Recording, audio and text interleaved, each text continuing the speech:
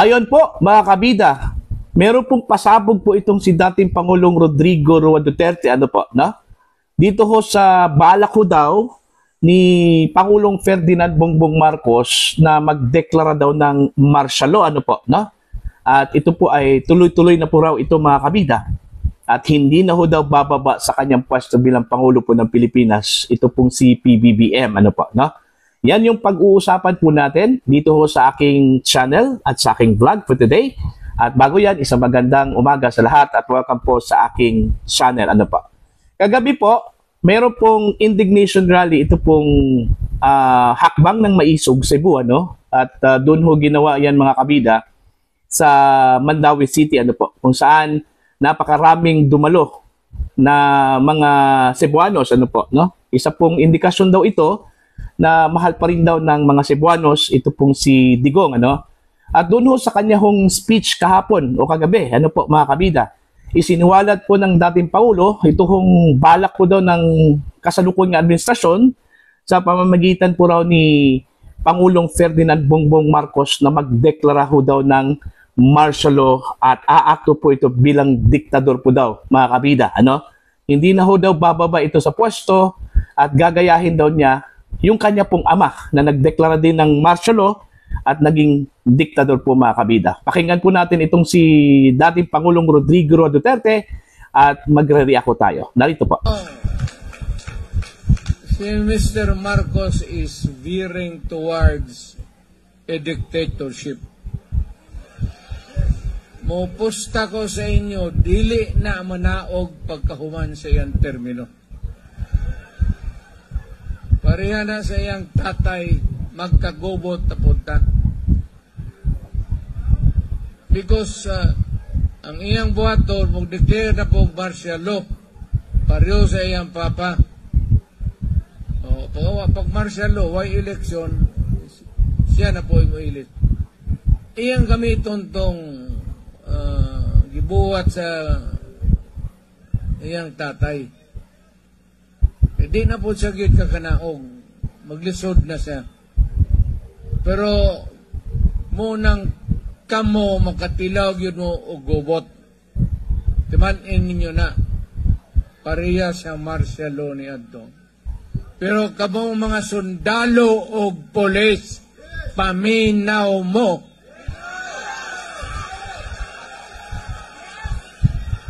Kanang ambisyon sa usa ka tawo, ayaw mo pagsakay.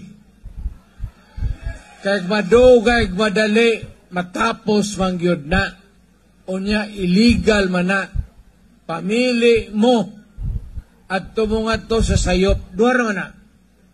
Naisayop, naitama. Pili lang.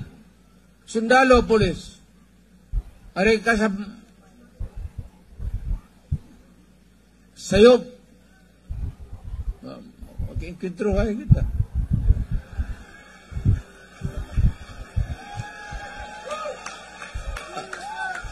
Ang tama, magtanong og utang kabubuton ninyo ang Pilipino. Ayan po, grabe. Nakakatindig balahibo po yung kanyang sinabi, Yung kanyang expose, mga kabida, Na magdedeklara po ng martial law, ito si PBBM, at ito po yung daan para hindi na ho daw siya bababa sa kanyang pwesto bilang Pangulo po ng Pilipinas. So, ang ibig sabihin po dito is, aakto po yung Pangulo na magiging diktador po, Kagaya po ng nangyari po noong panahon po ng kanyang ama, Pero para sa akin po, medyo may reservation po ako dyan sa plano po, Yung sinabi po ni Digong na magdedeklara po ng martial law, Kasi unang-una, alam naman po natin kung gaano katindi yung martial law, Yung pinagdaanan po ng mga Pilipino, mga kabida, nung panahon po ni Marcos Sr., Napaka tindi yung naranasan po ng mga Pilipino noon, At isa yun, mga kabida, sa pinakamalagim na kasaysayan po ng Pilipinas, yung nangyari pong martial law. Dami hong mga human rights violations na nangyari noon, Hindi na ho ito papayagan po ng mga Pilipino na mangyayari po ito sa kasalukuyang panahon, ano po, na? Meron na po tayong lesson noon nung time ni dating Pangulong Ferdinand Edralin Marcos Sr., ano po. Although meron pong posibilidad, mga kabida, dahil sa mga pangyayari po ngayon, kaguluhan po sa politika, ano po, no?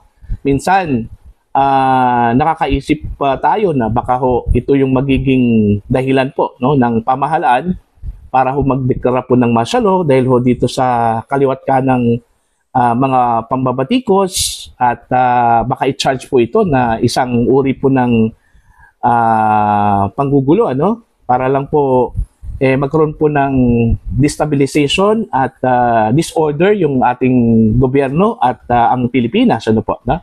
Yun yung medyo nakakatakot po, mga kabida, ano po. Pero para sa akin, medyo may reservation nga ako dito eh. Unang-una, hindi ho kagaya nung panahon po ni Marcos Sr. na medyo takot po yung mga tao noon, ano? Kasi ho, wala ho silang means na pwede ho nilang gamitin para makapagpalabas po ng kanilang saloobin, ano? Unlike ngayon, dami na po nasa social media world na po tayo, ano? Dami na pong mga means na pwede ho tayo maglabas ng ating saloobin. Okay? May Facebook, may YouTube, may TikTok, ano? At iba pang uri po ng social media platforms, mga kabida, no? So, everything na possible na gawin po ng gobyerno ay kakalat yan, ano? At magre-react agad yung taong bayan. Kaya nga, sinabi ko po na medyo alanganin po ako dyan kasi hindi naman siguro basta-basta magdedeklara po itong administrasyon ng martial law, ano? Kasi ho, kinukonsidera din nila yung magiging reaction po ng tao, ano po, no? Mga kabida. So, ang sa akin lang po, magmamatsyag lang po tayo, ano? Huwag ho tayong lilihis at kung maaari po, susunod po tayo sa batas. Dahil ho, wala naman pong dahilan po itong gobyernong ito at saka yung mga pulis, no, na huhulihin po tayo. Kasi sumusunod po tayo sa batas, ano po, no? Baka po yung magiging dahilan po nila dito ho sa mga panggigipit, baka po dahil doon sa mga hindi ho tayo sumusunod sa mga batas at palintuntunin na ipinapatupad po ng gobyerno, ano po, na? Now, matindi yung sinabi po ni Digong, doon ho sa militar at saka pulis. Okay? Pinamili po yung militar at saka pulis doon no? Doon sa kanyang salita. Kung saan po sila, doon ba sa masama o doon ho sa good, ano? Parang it's a choice of evil and good, ano? Yung pong pagkasabi po ni Digong, address doon ho sa mga pulis at saka sa mga sundalo, ano po, mga kabida. Alam naman po natin na yung militar, ako 100% po ako na itong militar talaga is discipline talaga ito, ano? Unlike dito ho sa police. Okay? Ang militar discipline talaga at saka apolitical. Ako wala akong duda diyan, no, sa mga sundalo, apolitical talaga 'yan, ano? Nagmamasid lang 'yan, ano? Hindi ho katulad ng PNP. Ako medyo alanganin din ako sa PNP. Pwede na lang sa mga matitino diyan, ano? Medyo alanganin din ako sa PNP po, mga kabida no? May mga pagkakataon din na medyo nagagamit din sila, no? Okay? Pero itong militar, ako 100% ako na disiplinado talaga ito, ano? Itong sundalo, hindi ho sila umaakto ngayon dahil ho, ang kanilang role lang talaga is to pacify. Papasok lang yan, mga kabida, pag medyo tingin po nila magulo na talaga, no? Okay, diyan ho papasok yung militar. Kasi yung kanilang mandato po is to maintain the peace and order. Yun yung kanilang mandato, no? Protect the people and to protect the country. Meron sigurong posibilidad na gagawin ito ni PBBM, pero there is a slim chance, ano, para sa akin na gagawin po niya itong pagdedeklara po ng martial law at saka hindi na po bababa, no? Aakto bilang diktador po, ano? Okay? Unang-una po, dapat alalahanin po ni PBBM, this is the last chance for him, no? Para i-redeem yung hindi ho magandang perception po ng mga tao dun sa kanilang pamilya, no? Naalala ko po nung panahon po ng kanyang ng kampanya, no? Tsaka nung pagkapanalo po ni PBBM, sinabi po nila na marami hong nagsasabi po na this is the chance for the Marcoses to redeem themselves, no? Doon ho sa mga hindi magandang impresyon, no, ng taong bayan po sa kanilang mga kabida. And hopefully, they will live to that impression, ano? Yung kagustuhan po na makarecover po itong mga Marcos. Okay? Hindi naman siguro hayaan po, hindi lang po ng Pangulo, pamilya po niya, no? Dating Pangulo o dating First Lady Imelda Marcos, Amy Marcos, no? At saka iba pang mga kapatid, ano?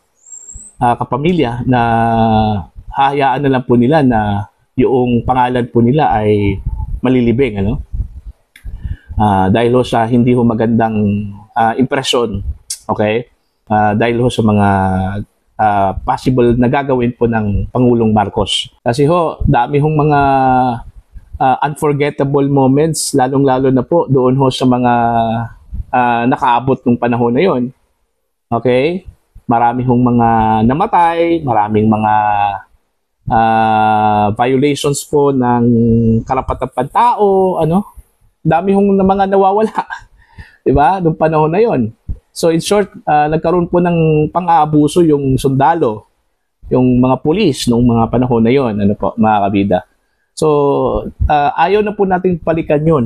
Okay? At ayaw po nating mangyari, hindi ho natin papayagan na mangyari po ngayon. Ano po? Ito pong nangyari noong panahon ni Ferdinand Marcos Sr. Ano po? Marami kasing perception na kabida, kaya nga ito ay nangyayari po ngayon, ito kung bangayan sa politika, sa pagitan po ng dalawang pamilya, Marcos versus Duterte, is because of the greed, ano? The power. Okay? Marami kasing nag-aambisyon eh. May mga nag-aambisyon sa 2028 eh. Malayo pa yun eh.